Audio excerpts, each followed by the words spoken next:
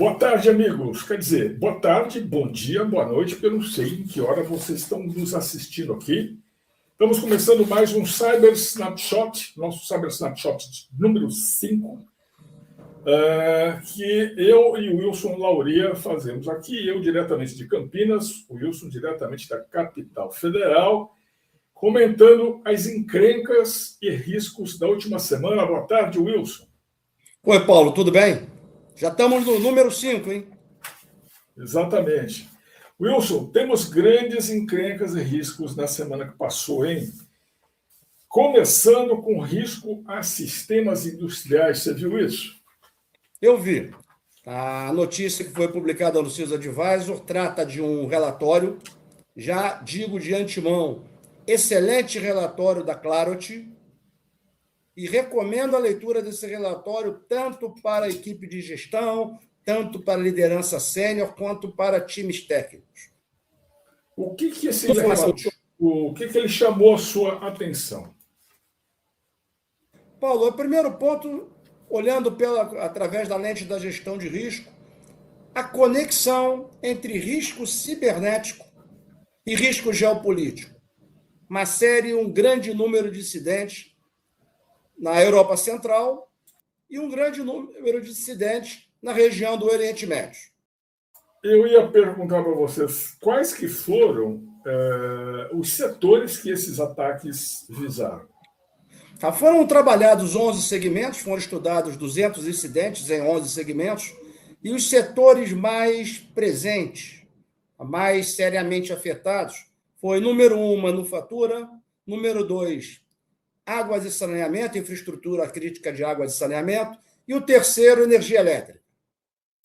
Se a gente pensar, é tudo infraestrutura crítica, né, para um país. E eles buscaram exatamente o que para fazer esses ataques? Qual foi o alvo?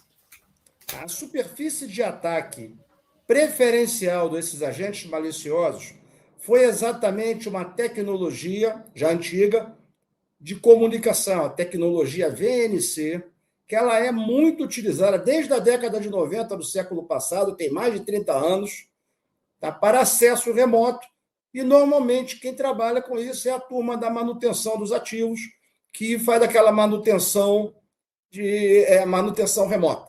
Então eles atacaram o VNC. Agora, o que diz o relatório ali, quem que está atacando? O que eles conseguiram enxergar? Nós olhamos o relatório. Ele está explorando de forma preferencial grupos alinhados, grupos afiliados à Rússia e grupos afiliados ao Irã. Aí tem um ponto negativo desse relatório, que me parece que eles esqueceram o ambiente geográfico da Ásia. Que não é pequeno, né? Não é pequeno. Você tem atores ali, atores muito... atores referências, tem muita informação. Eu acho que poderia ter tido alguma coisa sobre a Ásia nesse relatório. Eles falam de Europa genericamente, falam de Estados Unidos, né, que os grupos supostamente apoiados pela Rússia foram responsáveis por 97% dos ataques na Europa e nos Estados Unidos, e que os supostamente apoiados pelo Irã foram responsáveis por 81% dos ataques aos Estados Unidos e a Israel, mas parece que os outros estão de férias.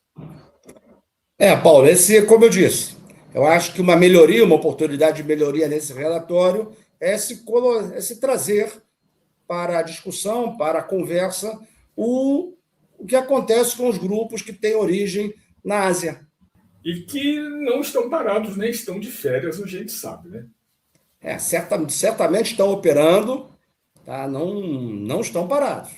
Não. Vira e mexe, acontece um incidente na região do Japão, ou ali no Sudeste Asiático, ali no Rim Asiático, próximo a Camboja, Vietnã. Então, nós temos sempre incidentes nessa área, e com foco prioritário aonde? Setor portuário. A infraestrutura crítica que eles gostam muito é a área, é o setor portuário. Wilson, mudando agora para a boa e velha inteligência artificial, vou falar velha porque já está velha, né? Novos são as LLMs, mas a inteligência artificial já está aí há muito tempo, mas virou superfície de ataque também, né? Temos aí um ataque grande, interessante em IA, né? Paulo, IA não poderia faltar do nosso snapshot. Nós temos uma notícia de uma biblioteca de Python, tá? Que é o Lite LMN, largos modelos de linguagem. É uma biblioteca de Python que é utilizada no desenvolvimento de aplicações que conversam com os grandes modelos de linguagem natural, os grandes modelos de linguagem. Então, o que acontece? Sobre esse incidente, o que nós podemos falar? É uma maneira, ataque à cadeia de suprimento é uma maneira de você comprometer um coletivo. Essa biblioteca é muito utilizada. Agora, o ponto positivo desse ataque, tá, que eu não posso deixar de destacar, ele foi identificado, ele foi contido e foi mitigado em 2 horas. Isso é bom. Muito bom. Agora, é aquilo que eu digo para você. Essa biblioteca ela tem uma estatística de acesso em torno de 30 milhões de downloads em um ciclo de 24 horas. Vamos fazer uma conta aí. Teve muito download ao longo dessas 2 horas. Então, tem algumas recomendações para que sejam tomadas medidas de saneamento daquelas aplicações. Quer dizer, se o cara baixou e gerou uma aplicação, tem que refazer tudo porque está bichado, né? Ele vai ter que olhar, vai ter que atualizar a biblioteca, substituir o arquivo que ele baixou dessa biblioteca. Isso foi feito, eles resolveram esse problema em 2 horas. Agora, o que foi contaminado, o que foi comprometido, as pessoas, as donas, os proprietários dessas aplicações vão ter que tomar as medidas saneadoras. Wilson, mas falando aqui ainda em IA, começou, como você bem observou na semana passada, nesta última segunda-feira começou a entrega do imposto de renda. Começou a grande operação brasileira do imposto de renda da Receita Federal.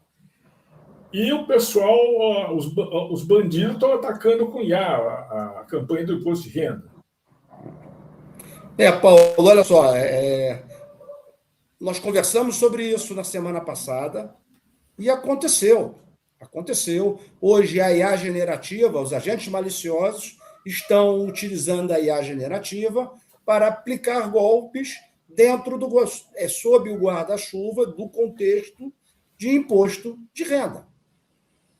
Então, qual é a nossa grande recomendação? Né? Isso aí serve para todo e qualquer brasileiro. Se atenha aos canais oficiais.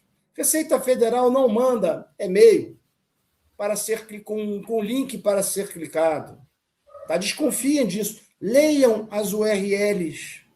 Pouca gente lê o URL. Ele recebeu o e-mail, abriu, clicou, ou então recebeu uma página, ele não olha o URL, vai lá e clica no link. Então, é bom, nesse período, redobrar a atenção. Serve para mais de 100 milhões de brasileiros que declaram anualmente seu imposto de renda. O pessoal não gosta nem de ler o URL, nem de ler manual. Isso é um problema. Tem que ler o manual. Wilson, mas além disso aqui que nós já falamos, nós tivemos um problema grande que envolveu o banco BTG Pactual. Houve um incidente, um caso de polícia. Isso está sob investigação e surgiram alguns comentários. Um dos comentários que surgiu é que poderia ter havido um insider, como poderia ter havido um hacking em cima de sistema. Enfim, a gente não sabe o que aconteceu, não sei se saberemos ainda o que aconteceu, Mas eu acho que vale uma pequena análise sua e uma recomendação sobre governança. Paulo, o primeiro ponto que eu quero destacar, nós estamos tratando em hipóteses. Tá? Não se sabe ainda o que aconteceu, temos algumas hipóteses. Tá? E segundo a notícia que foi veiculada, os investigadores levantam informações sobre o uso de uma credencial antiga, que estava ligada a quem? A um prestador de serviço, que hoje não é mais prestador de serviço do BTG. Então, por intermédio dessa credencial, houve o acesso aos sistemas do banco. O que nós temos aqui? Quando nós falamos de governança, vocês vão notar que a turma dá muita atenção a um processo, que é o processo de onboarding. A pessoa Sim. chegando na empresa, recebe suas credenciais, tem acesso aos sistemas, mas esquecem de tratar sobre quando essa pessoa vai embora. É a desmobilização. Aí acontece isso. Algumas credenciais, digamos, aquele projeto se encerra, aquele prestador de serviço ele não está mais na empresa, mas algumas credenciais ainda estão válidas. E aí vem o problema. Então, a recomendação de governança é onboarding e desmobilização. Não esqueça a desmobilização. A desmobilização é tão importante quanto o onboarding. Se o cara entrou, é como você tem numa empresa um veículo que entrou para entregar uma coisa. O cara entregou, prestou serviço, mas o veículo tem que sair. E as pessoas que estavam dentro, idem. Controle físico.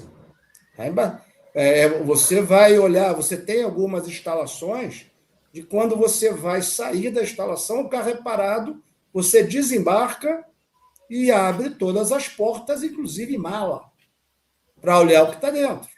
Exatamente. É o controle, a desmobilização. São coisas simples, tá? Mas que às vezes passam despercebidas.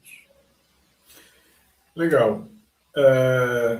Wilson, eu acho que a gente ainda teria mais uma notícia, mas não sei se nós temos o tempo suficiente para falar de API, que também foi indicada como grande superfície de ataque na América Latina. O que você acha? Olha, Paulo, dá para conversar sim? Dá para a gente fazer uma chamada sobre essa notícia?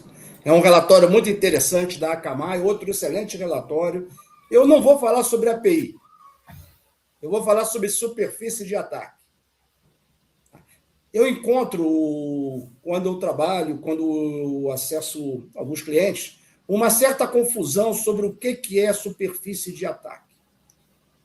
Eu vou fazer uma comparação com o arco e flecha. Um arco e flecha e um alvo. O alvo é a superfície de ataque. É por onde ele vai entrar. O arco e flecha é o vetor de ataque. Aí ele diz que a API é a principal superfície de ataque, a mais afetada. Aí eu tenho uma questão uma provocação para nós colocarmos aqui. Nós sabemos que um dos vetores de ataque mais utilizados, ainda se não é o maior, mais intensivamente utilizado, chama-se phishing. Quem é a superfície de ataque que o phishing, para a qual o phishing, o arco e flecha phishing, aponta? Pessoa. Para nós. Para nós. Então, eu tenho uma percepção de que a superfície de ataque mais afetada não é a API. A superfície de ataque mais afetada é pessoa. E vale a pena destacar isso. Meus amigos, as pessoas estão inseridas no contexto de superfície de ataque. É isso mesmo. A gente é alvo aqui, ó. A boa camada 8. Camada 8. A boa camada 8. Pessoal, não são poucas as encrencas que aconteceram nessa semana, mas nós vamos parar por aqui, Wilson, porque senão a gente não termina esse nosso snapshot de hoje. Tá perfeito, Paulo. Olha, eu estou muito feliz com essa iniciativa, está dando certo. Tenho recebido vários reportes, vários comentários de amigos, positivos, negativos, oportunidades de melhoria, e vamos em frente. Eu acho esse nosso trabalho muito bacana. Muito bom. Pessoal, boa tarde. Obrigado a vocês por nos assistirem. Obrigado, Wilson. E semana que vem temos um novo snapshot para vocês aqui com riscos, problemas e encrencas. Com certeza. Obrigado. Até mais.